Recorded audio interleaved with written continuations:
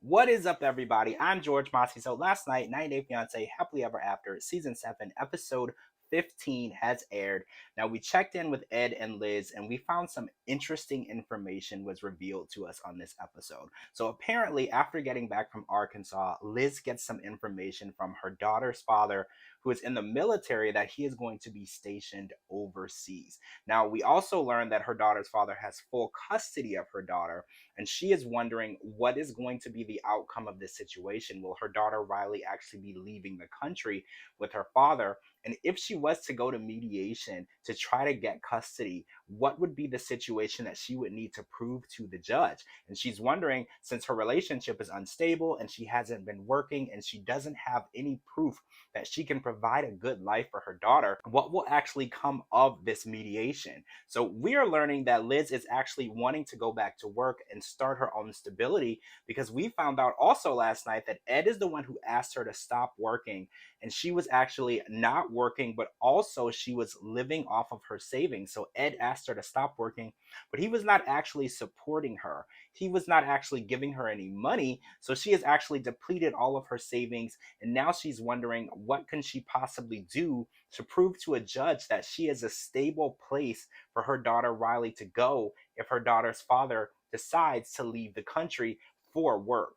So in this episode, we learn that Liz is ready to go back to work. She's ready to build her stability, but at the same time, she and Ed go and look at homes, actually a 5-bedroom, $1.3 million home, which they are looking to buy together, because we also learned last night that Ed is renting, which I thought was really interesting because he's doing really well with his cameos and his celebrity. So I was pretty shocked that Ed was still renting a home. I do think a $1.3 million home is actually out of his budget, but the idea of buying a home with a man that has dumped you numerous times, over 10 times through text messages, doesn't seem like the way to build your stability. And also, during that visit to the home, Liz revealed that she wants to actually move out of San Diego completely. Now, I think that that is not the answer. Now, Liz feels that San Diego is riddled with bad luck, bad decisions, bad relationships, and things that have happened to her that she is unable to get over. But I think the saying always goes, you can't run from your problems. Your problems will be there when you move or when you go to where you're going. So if Ed and Liz were to buy a house anywhere in California, I believe they said Palm Springs, the issues that they have and that they share are always going to be there. They have to actually work through their problems. And we only saw them go through one single therapy session so far. You can't go to one therapy session and think that everything is okay. So we are wondering how this is going to go, because if they do decide to move to Palm Springs, the restaurant that Liz works at will probably be too far away to actually work full time at.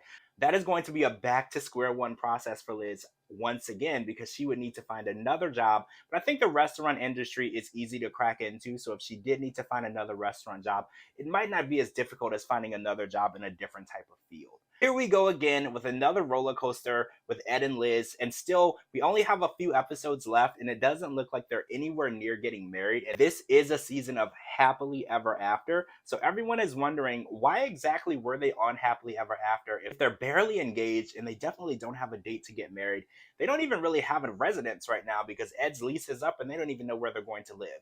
All right, guys, I'm George Mossey. Make sure to follow me on all social media platforms at George Mossey and at georgemossey.com for all your 90 Day Fiancé news, interviews, and updates.